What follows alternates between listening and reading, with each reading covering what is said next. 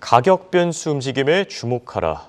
자, 오늘 인플레 안전자산은 급락하고 경기 침체 안전자산은 급등했습니다. 희비가 엇갈렸다고 볼 수 있겠는데 이런 가운데 월가에서는 이 가격 변수 움직임에 주목하라라는 격언까지 나오고 있습니다. 자, 오늘은 도움 말씀 위해 한국경제신문의 한상춘 논설위원 모셨습니다. 안녕하십니까? 네, 안녕하십니까? 네, 먼저 오늘 미국 증시 독립기념일 휴장 이후에 참 많은 이슈들이 있었습니다. 장단기 금리 역전 현상부터 다양한 이슈들이 있었는데 총괄적으로 정리해 주시죠. 네, 오늘 그 가격 변수 움직임 가지고 시장을 해석하면 상당히 헷갈릴 거예요. 예. 또 상징선이 많이 깨졌죠, 오늘 같은데. 그래서 사실은 이럴 때 가장 좀 월가의 관심사에 민감한 업종을 지수를 중심으로 해서 이런 상황을 파악해야 된다는 걸 말씀드리겠습니다. 예. 아무래도 지금의 경기 침체 문제는 가장 중요한 이슈죠. 그래서 지난 주에 우리가 미국의 독립기념일 이전에 미국의 그 금리 인상보다는 금리 인하설이 나들어왔다. 양적 긴축 규모도 축소한다. 이런 쪽에 얘기 나왔는데요. 그 연장선차원이 아닌가 생각합니다. 예. 아무래도 이런 그 빌미를 제공했던 것이 2분기의 성장률 이달 말에 발표를 앞두고 애틀란타 연준의 GDP 나우에서 이게 이제 모델입니다. 예. 추정 모델인데 일종의 텍스 마이너 기법이다 이렇게 보겠습니다. 그래서 마이너스 1.6에서 마이너스 2.1로 아주 하향 조정했거든요. 그리고 S&P의 글로벌 마켓도 마이너스 2.6%로 이렇게 추정하다 보니까 여기서 이제 예상이 아니고 추정이라고 이제 말씀드리는 이유는 2분기가 끝났기 때문에 예상이 아니고 추정으로 이렇게 말씀드리는 겁니다. 그런 과정에서 NBER의 그 미 전미경제연구소의 판단을 보면 1분기에 마이너스 1.6%, 이대로 나온다면 마이너스 2.2%, 2분기 연속 성장률이 마이너스 되는 거 아니겠습니까? 그런 것이 오늘 경기에 가장 민감한 다우존스 지수가 변동성이 많이 되면서 주가가 하락한 배경이다 이렇게 보겠습니다. 결과적으로 보면 월가의 관심은 사실 인플레보다는 지금은 경기 침체 문제로 가고 있다 이렇게 이제 보시면 되겠는데요. 그런 과정에서 가장 오늘 주목됐던 것이 우리 홍앵커랑 캐스터분이 이미 전해주셨습니다는 장단기간의 금리 역전이 장중에 한때 이렇게 됐던 거죠. 예. 그래서 2년물이 2.83%, 그다음에 10년물이 2.82%죠. 경기 침체면 장기물이 이렇게 매수가 증대하는 상태에서 가격이 상승하고 떨어지겠죠. 역전 현상이 발생했습니다. 그런 과정에서 보면 3월 달에 그 금리 인상 이후에도 장단기간의 금리 역전 현상이 났을 때 페드의 사람들은 대부분 다 장단기간의 금리 역전이 사실 본인들은 가장 유용한 지표라 얘기하면서도 경기가 괜찮다 하는데 그 후에 경기 상황을 보면 이렇게 악화되고 있지 않습니까? 그런 과정에서 오늘 비록 6월 이후에 일시적으로 해다가 다시 이렇게 장단기간의 금리 역전 현상이 발생했습니다는 특별히 의미를 둔다. 시장의 분위기에서 경기 침체 문제다 보니까 역전 현상이 나타나니까 이거에 대해서 경기 침체에 대해서 상당히 증폭됐다 이렇게 보겠습니다. 결과적으로 시장은 채권에 베팅하는 거죠. 그래서 금리 인상보다는 금리 인하설 이렇게 나오니까 경우에 따라서는 7월 달에 이것이 0.75 가져가든 0.5% 가져가든 이걸 개점으로 금리 인상 폭으로 보면 정점론이 되지 않겠느냐. 한참 측면에서는 지금 채권 쪽에 베팅하는 시각이 있다 이렇게 보겠습니다. 이런 것이 그대로 반영돼서 국제금리가 하락되다 보니까 결국은 경기 침체에 민감한 다우지수는 떨어지고 그다음에 금리 인하에 민감한 이렇게 오늘 그 국제금리가 떨어졌지 않습니까? 민감한 빅테크 업종들은 이렇게 오면서 저 격차를 보시기 바랍니다. 다우는 129포인트 떨어졌는데 자 나스닥 지수는 194포인트 올랐습니다. 그 격차가 300포인트입니다. 이것도 아주 이례적 현상이다 이렇게 보겠습니다. 그런 과정에서 오늘 결과는 S&P가 물론 경기 민감한 업종들을 담고 빅테크 업종을 담았습니다는 조금 S&P가 소폭 올랐죠. 그런 것이 이전에 루비니거스가 50% 폭락, JP모건이 10% 할 때 빅스 지수를 보십시오 했을 때 너무 그 공포 우려로 하지 마십시오 하는 이런 쪽이 그대로 나타난 거다 이렇게 보겠습니다. 네, 그렇다면 앞서 언급한 것처럼 오늘 안전자산별로 이 명암이 극명하게 갈렸습니다.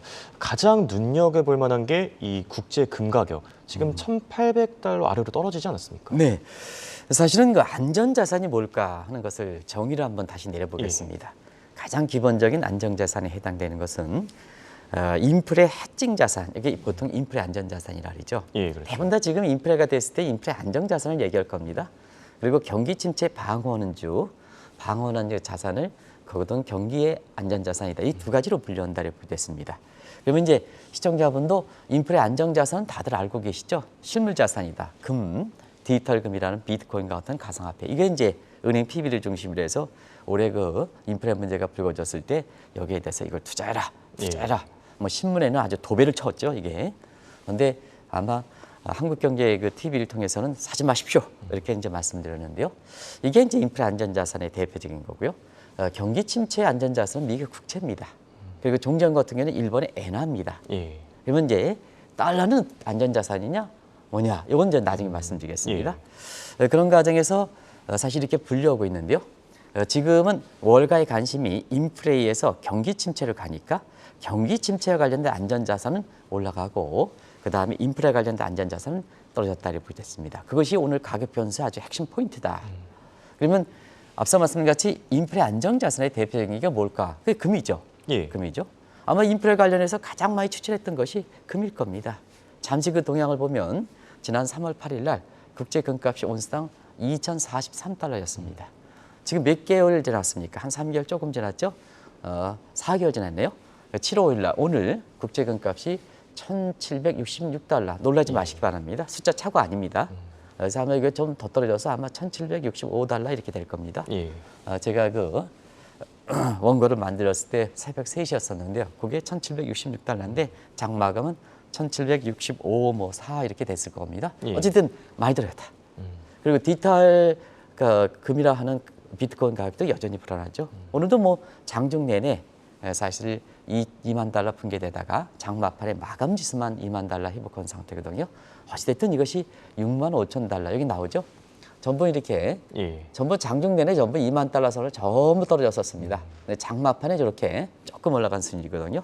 이걸 좀 길게 보면 작년 11월 10일 날 국제 비트코인 가격이 6만 7천 달러였다. 지금은 2만 달러다. 얼마큼 많이 떨어졌느냐. 디지털 인플레 자산이라 하는데 이게 이제 지금 모습이다. 반면에 자, 경기 침체의 가장 큰 안정자산이 아까 미 국채라 그랬습니다. 근데 미 국채 금리는 지금 오늘 2.82%인데요. 이거 이틀 만에 2.834까지 떨어지 3%에다가 2.82, 83 가다가 지금 2.81, 82로 떨어지는 거거든요. 그만큼 국채에 대한 매기 수요가 증대하는 상태에서 국채 가격이 올라가고 국채 금리가 떨어졌다 이렇게 보겠습니다. 그래서 안정자산의 명암이 많이 갈리고 있는 것이 향후에 월가의 관심사가 인플레보다는 경기 침체. 그래서 경기 침체 쪽으로 각국의 경제 정책의 조화점이 이렇게 되겠다 하는 측면에서 결과적으로 보면 사실 금리 인상 폭에 대한 정점론이 나오고 있다 이렇게 보겠습니다. 그렇다면 달러는 어떻습니까? 달러가 과연 안전자산이 될 수 있을지 오늘 20년 만에 최고치를 기록하지 않았습니까? 네, 사실은 오늘 김윤석 대표님께서 달러 강세라고 그랬습니다. 똑같은 각도에서 달러 강세냐 달러 약세냐 유로화 약세냐 할 땐 저희들은 표기하는 것은 오늘은 유로화 약세입니다. 달러 인덱스는 사실 유로화 부분이 차지하는 비중이 58%를 차기 때문에 유로화가 약세되면 달러 인덱스는 올라가게 마련이거든요. 그래서 오늘 이 포인트를 잘 잡으셔야 되는 게 오늘 유로화가 20년 만에 2002년 이후에 가장 약세를 됐습니다. 1유로당 1.02달러로 해서 거의 떨어졌습니다. 이 시점에 달러 인덱스가 이 시점에 20년 만에 106으로 올라가는 것도 가장 20년 만에 이것도 달러 인덱스의 가장 높은 점입니다. 왜 그럴까 하는 측면에서는 미국 측 요인보다는 유럽 요인이 더 강했다는 얘기입니다. 똑같은 시점이죠. 20년 만에 달러 인덱스는 최고치를 보였고 그때 이제 107에서 20년 만에 오늘 106으로 20년 만에 최고치를 기록했는데 유로화 부분은 뭐냐? 유로화 부분은 유로화가 20년 만에 최저치를 기록했다. 그러면 이 대목을 잘 읽으실 필요가 있다는 것을 꼭 좀 말씀드리겠는데요. 그러면 지금 미국 측은 작년에 달러 강세는 펀더멘탈입니다.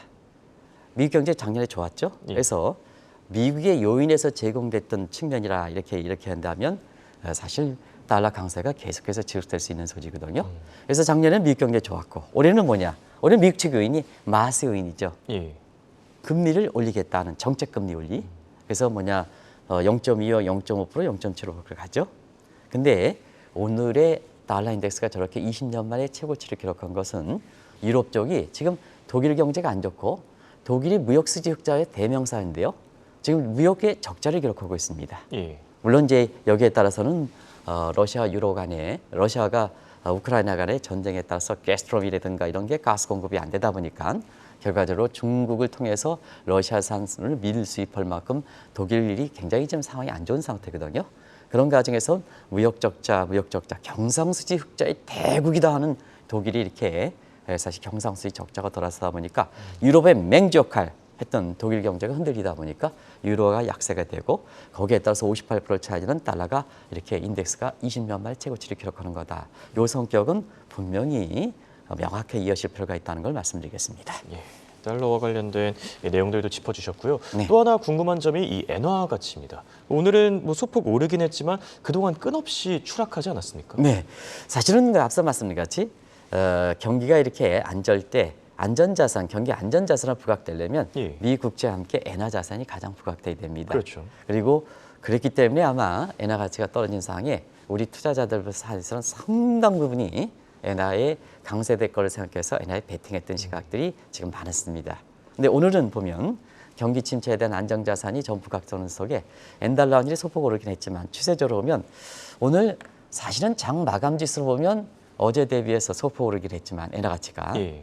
오늘 장중에 한때 136엔까지 깨졌습니다. 좀 추세를 좀 길게 보겠습니다. 그래서 이게 엔화 환율이 이제 흐트러진 게 작년 도쿄 올림픽 기로였다 이렇게 됐습니다. 예. 그 전까지는 뭐 100엔대로 비교적 안정적인데요. 그로부터 엔화가 계속해서 추락해서 어제는 장중 한때 136엔 돌파하고 137엔까지 가서 엔화 투자가들이 굉장히 당혹스러운 환경이 이렇게 되고 있는데요.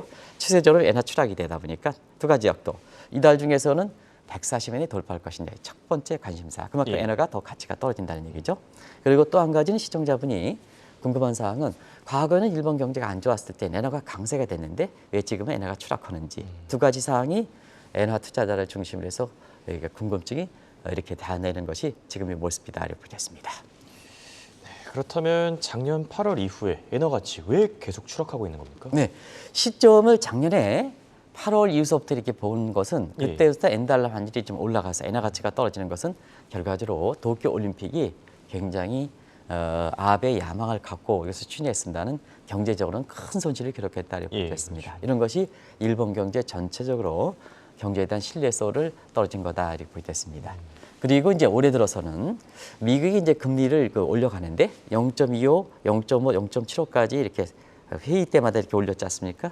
이런 가운데 아베노미스를 추진했던 주체에 해당되는 그렇다 하리 효과가 울트라 금리 완화 정책, 엔화 약세를 고집했던 것이 결과적으로 보면 일본 내 자금을 이탈하는 와다나베 그 부인들이 일본 내에서 자금을 일으켜서 밖으로 투자하는 과정에서 이렇게 엔화 가치가 추세적으로 떨어지는 배경이다 하는 걸 말씀드리겠습니다. 결과적으로 보면 다 일본 정부의 책임이 크다는 얘기입니다. 예. 하나는 아베, 스가, 기시다를 이어지는 물론 이제 기시다는 이렇게 도쿄올림픽 끝나고 이렇게 됐습니다는 예. 이 아베 파들이 사실은 뭐냐 자기의 야망을 지키기 위한 도쿄올림픽 2분이 실패했던 대목이고 그다음에 예전에 아베 경제적 측면에서는 아베노미스를 집행했던 그렇다 하리 효과가 미국의 금리 인상이라든가 하는 것을 감안하지 않고 오로지 자기의 실수를 이렇게 인정하지 않기 위해서 계속해서 울트라 금리 완화 정책을 취하는 일본의 정책적 요인에 의해서 많이 좌우되는 거다 이렇게 보겠습니다.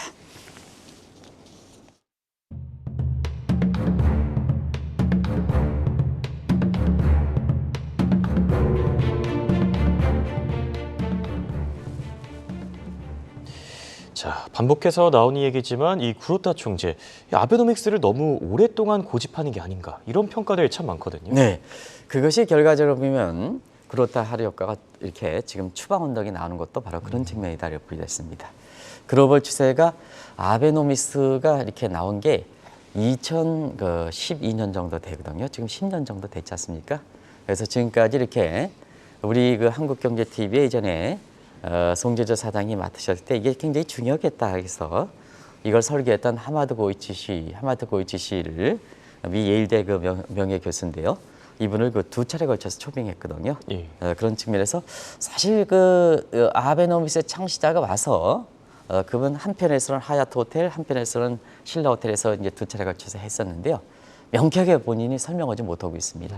창시자인데 예. 그만큼 앞으로의 아베노미스의 성공 여부를 가늠하지 못할 정도로 본인 자신도 인정하고 있는 것이 아닌가 생각합니다. 배경은 최근에 일본에 엔화 투자하는 사람들의 시각 때문에 일본 경제 때문에 그렇다 이렇게 보게 됐습니다. 일본 경제는 메리 아이크인 그린 교수, 한국경제TV에서 올해 이제 초빙한 예. 사람인데요. 이분이 이제 사실 엔고의 저주, 커스 언더 더 세이프 헤븐이라 그래서 일본은 경기가 안 좋으면 결국 엔화가 강세되는 독특한 구조를 갖고 있거든요.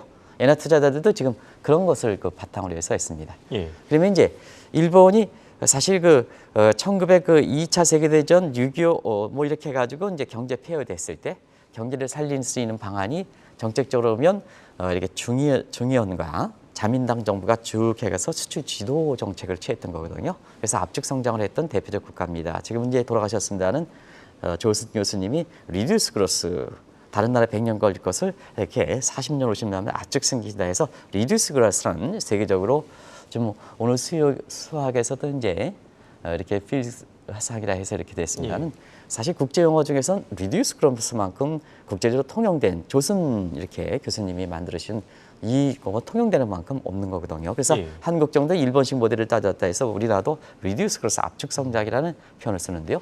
그만큼 수출이 중요하다는 얘기입니다. 수출이 주도하는 입장에서 자 일본 경제가 내수적으로 경제가 선진국이 되면 내수가 중요한데 여전히 경제가 침체되다 보니까 국경지적 속에 이 경기 침체 속에 엔화가 약세되는데 엔화가 강세되니까 인위적으로 발권 역동원해서 지금까지 도모한 거다. 자 그러면 이게 성공을 거뒀느냐 하는 측면에서는 지금은 일본이 1인당 GDP가 이렇게 3만 달러 이상, 4만 달러 이상 되고 일본의 국민들이 억명 이상에 이렇게 돼서 내시장 규모가 큰 점을 감안해 볼 때 지금 대여건이 굉장히 불안하지 않습니까? 그렇죠. 더더구나 섬나라 같은 경우에는 굉장히 절연 체제해서 원자재 공급이라든가 이런 게 쉽지 않은 이런 환경이거든요. 그런 측면에서는 경제 독립성과 안정성을 위해서는 일본의 내수를 키워야 되는데요.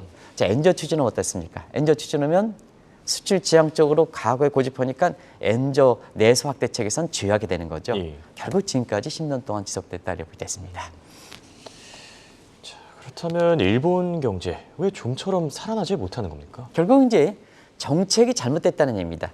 내수를 키워야 되는데 과거 경기 침체가 안 되다 보니까 엔저했다는 것이 지금 일본의 경제 구조가 바뀌었는데 사실은 이 정책이 맞지 않았다는 얘기죠. 우리가 이제 거시경제 공부하시는 분들한테 다시 한번 말씀드리면 우리가 한 나라의 통화를 절하시켜서 수출 증대하려면 요건이 있습니다. 절하가 된다고 해서 반드시 수출 증대하는 게 아닙니다. 그렇죠. 수출입 구조가 엔화라는 자국 통화라는 가치 변수의 탄력적인 구조가 돼야 되는 겁니다. 이게 이제 마샬 런너 조건이라 이렇게 표시하는데요. 자, 일본이 1990년대 이후에 약세됐던 게 이제 세 차례 있는데요. 전혀 효과가 나타나지 않은 것은 엔저가 될 때 수출 증대하기 위해서는 일본의 그 수출 구조가 마샬 런너 컨디션 조건에 맞지 않는다는 얘기입니다. 일본도 어쨌거나 지금은 고부가 가치 상품으로 품질과 기술과 디자인이 됐기 때문에 엔화가 약세든 강세되든 일본의 수출 사회의 결정력이 그거에 아니란 얘기입니다. 그게 이제 마샬 런너 조건이거든요. 여기에 이렇게 되다 보니까 결과적으로 보면 아베노미스의 발권력을 동원해서 엔화를 도모한다 하더라도 결과적으로 보면 사실 그 효과가 나타나지 않는 가장 큰 요인이다 이렇게 보겠습니다. 지금 가장 큰 문제는 이 엔화 강세를 예상하고 베팅한 기업들이 지금 막대한 피해를 입으면서 한국판 키코 사태가 벌어지고 있다 이런 얘기도 나오고 있거든요. 네, 이건 이전에 한번 지적해드려서 그렇죠. 간단히만 전해드리겠습니다. 지금은 뉴노멀 환경이다. 파월 의장조차도 지금은 이제 금리 인상 가지고는 안 된다 하는 쪽을 공식적으로 있죠. 인정을 했죠. 오늘도 뭐 여러 가지 해서 금리 인상만 가지고는 안 된다 하는 쪽이 이제 나오고 있어요. 한국은행의 이번 달에 금통위에서 물가 잡기에서 금리를 0.5% 구상하고 있는 금통위원들 똑바로 좀 들으시기 바랍니다. 이제는 파월 의장조차도 지금의 공급 사이드에 이렇게 인플레 요인이 크기 때문에 금리 인상만 가지고 안 된다. 자, 금리 인상만 안 간다 하는 쪽으로 얘기하지 않습니까? 그만큼 이제 지금의 환경이 뉴노멀 환경이라는 얘기입니다. 근데 최근에 엔화를 이게 엔화를 이렇게 투자했던 이런 시각에 있어서는 종전의 사고에서 벗어나지 못했다는 얘기입니다. 경기가 안 되면 과거처럼 엔화가 강세되지 않느냐. 지금 일본이 엔달러 환율이 135엔 정도 추락했을 때, 자, 과거처럼 경기가 안 좋을 때 강세가 된다, 경기 침체했을 때 안정자산으로 일본의 엔화가 붙는다, 이런 사고에서 벗어나지 못하다 보니까 지금의 환경에서 온 뉴노멀 환경에서 일본 경제 안 좋더라도 엔화가 강세가 되는 게 아니라 거꾸로 지금 엔화가 약세가 되고, 엔화가 약세되는 상태에서 일본의 수출 구조가 마샬 언어 컨디션 조건에 이렇게 되다 보니까 생각만큼 일본의 경기를 이렇게 부양시키지 않고 오히려 와단의 부인들이 엔저를 이용해서 자금 이탈하니까 결과적으로 엔타이 레스펙 때문에 경기는 더 어려지는 이런 환경이 도모하고 있다. 이렇게 보시면 되겠습니다. 끝으로 최근 일본 기업뿐만 아니라 지금 글로벌 헤지 펀드도 환차손을 크게 당하고 있다고 하죠. 일본 기업이 엔화 강세 배팅에서 사실은 약세가 되니까 한국판 키고 사태가 벌어지고 있다. 환차손에 우려했는 부분은 한번 말씀드렸는데요. 이런 것이 고스란히 글로벌 IB와 그다음에 와다나베 부인 간에 이렇게 그 경쟁에서 글로벌 IB들이 참패하고 있습니다. 그래서 글로벌 헤지 펀드들이 사실 일본 기업과 마찬가지로, 자, 일본의 그렇다가 엔젤 이 지역에서는 이렇게 그 국채의 상한 가격에 매입해주는 국채금리 상한제를 도입하는 게 이게 계속해서 지켜지겠느냐 하면 인플레 문제에서 지켜지지 않겠다. 않게면 저것 포기되면 결국 엔화가 강세가 되는 게 아니냐. 다시 말하면 6월 16일 날 엔화가 일시적으로 132엔 갈 때, 130엔 갈 때 이런 모습에서 국내 투자가들이 엔화를 많이 투여했거든요. 근데 거꾸로 다시 지금은 130원에서 135, 139엔까지 갔지 않습니까? 그래서 짧은 기간에 16일이니까 얼마 됐습니까? 짧은 기간에 또 이게 이중통화기 때문에 달러보다는 외화 수수료가 많습니다. 수수료가 많거든요.